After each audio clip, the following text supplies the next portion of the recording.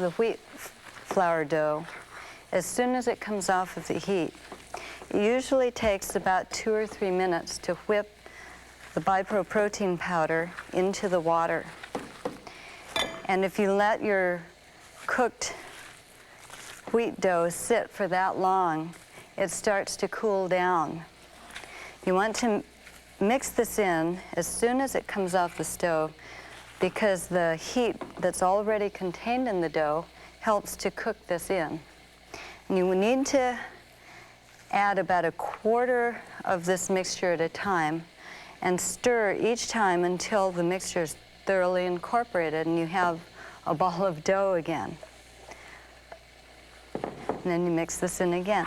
Now the combination of this protein powder and the whole wheat flour gives you a really healthy, protein-packed and nutrition-packed. You've got your B vitamins and vitamin E that's contained in the wheat germ, all contained in a nice pastry puff that can be used to make cream puffs or eclairs, or used as a shell to contain savory items as well. There, this is mixed in again. So I'll just add a little bit more of this, 1/4 at a time, and mix it in. It's just so nice to be able to serve foods, especially things like cream puffs or eclairs, and really know that you're eating something that's good for you and is not fattening either. Now this particular cream puff shell, made with whole wheat flour and the BiPro mixture, is not fattening because it's not an empty calorie. An empty calorie means a calorie that is devoid of any kind of nutrition. We hear that phrase a lot, but sometimes people don't really know what it means. There are still calories in this food, but calories in themselves aren't bad. A calorie is simply a unit of measurement for energy. And we get calories from protein, fat, and carbohydrate foods. It's best to get most of our calories from either complex carbohydrate foods or protein foods, and get as few from fat as we can.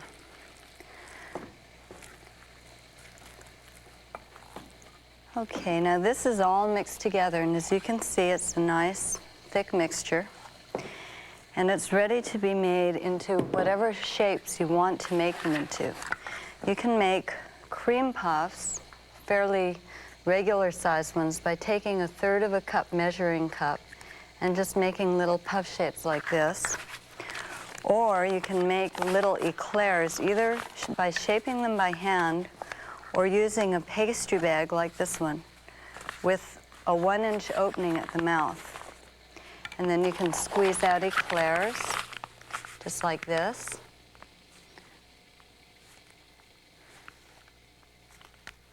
And you can also make little tiny ones, so they're bite-sized. Make little tiny bite-sized cream puffs like that. Now these get baked, both of these sizes and shapes get baked at 425 degrees. The little ones get baked at 425 degrees for 20 minutes, and the larger ones get baked at 425 degrees for 15. It might seem funny that the smaller ones get baked longer, but the reason is the larger ones get baked at 425 for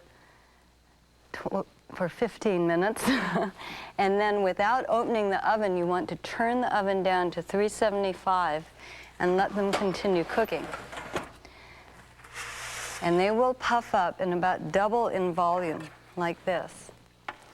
Now, at after they've baked at 375, you want to take them out of the oven and cut a slit, a 1-inch slit on one side of the cream puff shapes and at both ends of the eclair shapes, like this and like this.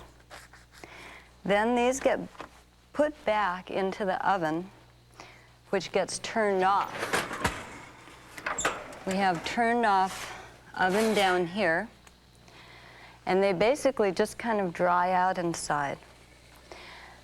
The little tiny ones sit in the turned off oven for 10 minutes, and these big ones sit in the turned off oven for 10 minutes. So you see you have these really nice puffs, and if you compare them in size to what you started out with, you can see they puff up and double in volume. And of course what happens when these puff up is that a little cavity is formed inside of each one that can be filled with all kinds of delicious fillings. Now, I think usually we think of the puffs being filled with something sweet, like a cream puff filling, or maybe a chocolate, or in my case, I make carob eclairs. But you can also fill them with nice savory fillings. And I'd like to show you how you can make one savory filling that I really like to use in them.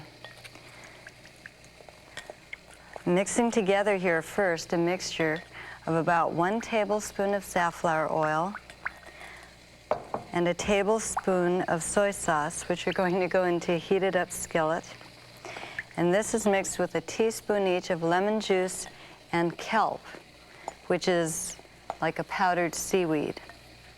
Now I'll put that into the skillet to kind of heat up. I think I'll set it aside so it doesn't dry out, and take out this tempeh, which I've had steaming for about 15 minutes. So basically the tempeh is already cooked. Of course, tempeh is a protein food made from soybeans, and it comes to us from Indonesia. But it's a very, very good source of protein, primarily because it's very high in protein and it contains no saturated fat or cholesterol. And it's a cultured protein food.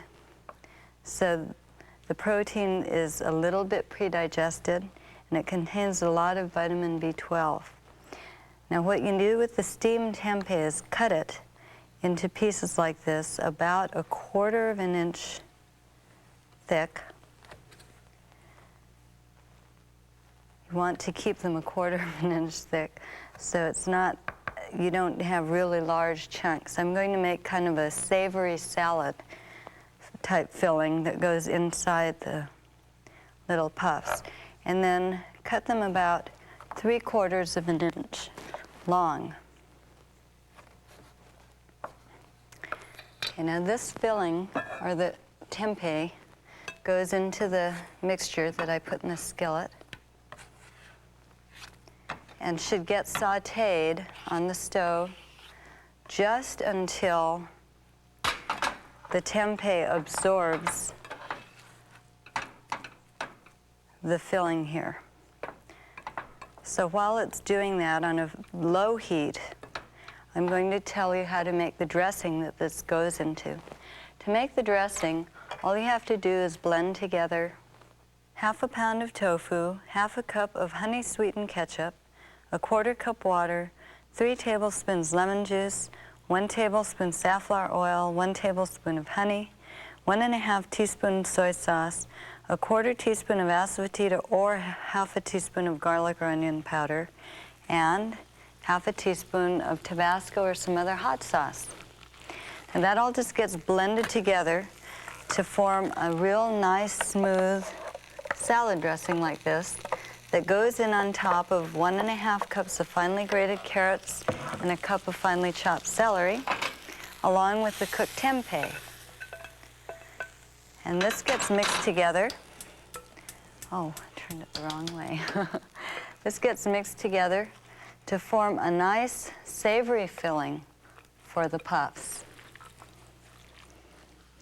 Now to fill these puffs with a savory filling, what you'll want to do is take a puff and cut it not quite in half. I would make the little top part a little less than half, like this. And as you can see, when they puff up, they make like a little tiny empty bowl inside, which is really good for filling with savory things like this, just by making a little bed with some sort of green and then topping off with a nice savory filling and maybe a tomato. And then you have the option of either using this half as another little bowl or just capping it all off like that. Now most of us, of course, are anxious to fill these with something sweet. So I'm going to give you a recipe for a sweet filling in a minute.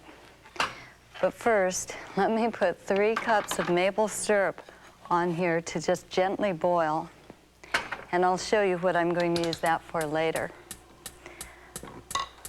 This needs to come to a boil and form a ring of foam, so I'll just leave it there while I make a vanilla-flavored pudding to go inside of these different puffs. This is a very low-fat pudding, and I'm using 4 cups of low-fat milk, half a cup of honey, 2 tablespoons of maple syrup, a 1/4 cup of arrowroot, 2 tablespoons of tapioca flour, and a tablespoon of vanilla extract. Now before the heat gets put on under the milk, and remember, I'm using low-fat milk, and you'll find that this makes a really nice, rich-tasting pudding, even if I'm not using whole milk. Okay, but I've got half a cup of honey and 2 tablespoons of maple syrup in here. And this is probably what makes it taste nice and rich, because the sweetener isn't just sweet, it does have some nice flavor of its own. And this is to thicken the pudding, a 1/4 cup of the arrowroot powder, and this is tapioca flour. Now, if you can't find tapioca flour, you can use arrowroot powder in its place. Unusually enough, I find the tapioca flour in my grocery store in the laundry section, because it's also useful for starching clothing. Okay, before the heat gets turned on, you should kind of whisk all the ingredients together so the flours dissolve, and then turn the heat on like this. And of course, this needs to get boiled and stirred quite occasionally, especially towards the end when it starts to thicken. It should take about 5 minutes or so to actually come to a boil and thicken. And then after it comes to a boil and thicken, you're going to want to cool it so that you can fill the puffs with a nice cool pudding like this. And as you can see, it thickens up, not too hard or thick, but just enough so you'll be able to fill a puff with them. Now to fill the puffs, you want to take your already thickened pudding and put it in a pastry bag. And use a tip on your pastry bag that is large enough. This is about 1/4 of an inch in diameter. It needs to be large enough to let the pudding through. I like to plug the tip just to prevent a little bit of a mess, and just put some of your pudding in this. Now to fill these different shaped puffs, what you want to do is find the little slit that was made in the side to let them dry out in the oven. Here's this one for the cream puff. You just stick the little tip of the pastry bag in there and squeeze. Whoops. You have to hold the top down on the bag, or it comes out the other end too. Anyways, you just squeeze like this until the filling starts to kind of ooze out of the little hole there, and that means it's filled. Now for eclairs, because you've got a longer shape like this, the best thing to do, whoops, the best thing to do is go in from the tips like this. Squeeze some pudding into this half and then into this end also to completely fill it. And then The eclairs you can top off with a carob frosting instead of a chocolate frosting. And I like to top my cream puffs off with a little bit of maple sugar like this instead of powdered sugar. Of course, these are best served when they're chilled, so it's good to refrigerate them for a few hours before serving time. Now let me show you how you can make a really festive party dish with the little puffs over here. And that's what I'm going to use this maple syrup for. Now, as you can see, the maple syrup has been left on a very low boil, and you want to boil it until a ring of really thick foam like this forms on the very edge of the pan all the way around.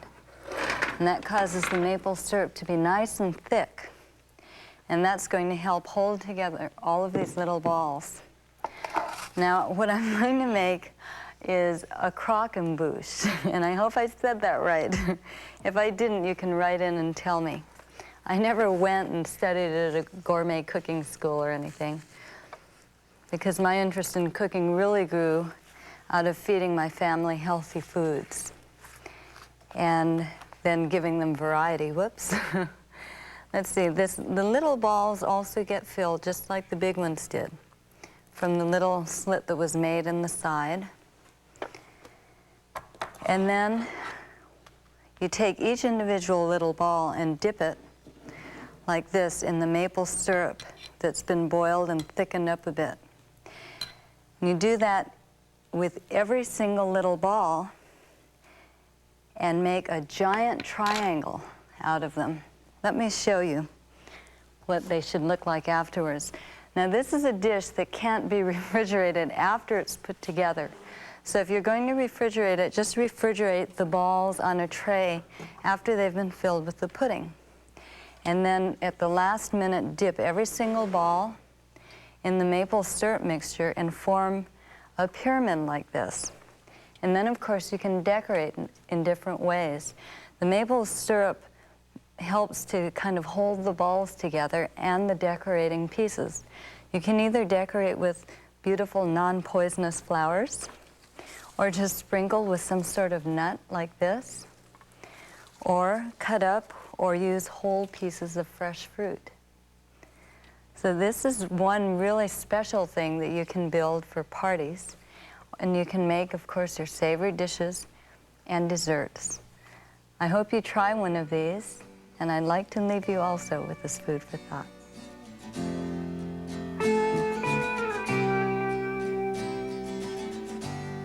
In discussing the absence of and the real need for wisdom as the guiding light behind modern economics, science, and technology, E.F. Schumacher has written, "The neglect, indeed the rejection of wisdom has gone so far that most of our intellectuals have not even the faintest idea of what the term could mean.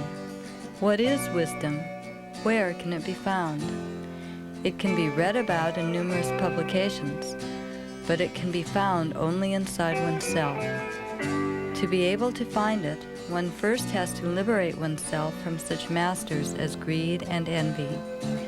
The stillness following liberation, even if only momentary, produces the insights of wisdom which are obtainable in no other way."